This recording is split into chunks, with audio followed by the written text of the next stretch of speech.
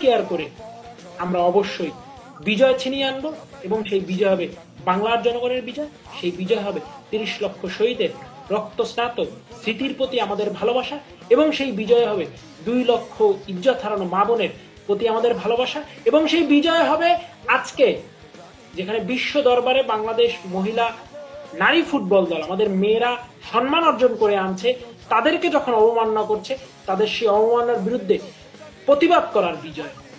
সেই বিজয় হবে আজকে যখন সুফিবাদীদের মাজারগুলোকে ভেঙে গুড়িয়ে দেওয়া হচ্ছে, সেই মাজার ভাঙার বিরুদ্ধে আমাদের বিজয়।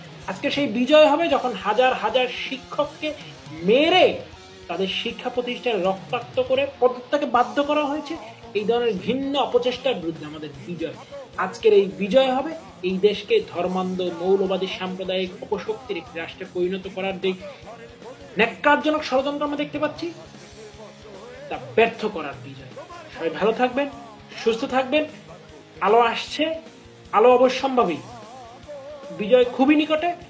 সবাই মনোবল শক্ত রাখুন, সামনের দিকে আমাদেরকেই জাতি গঠনের কাজে নেতৃত্ব দিতে হবে। জয় বাংলা, জয় বঙ্গবন্ধু, বাংলাদেশ চিরজীবী হোক, দেশরত্ন শেখ হাসিনা দীর্ঘজীবী হোক।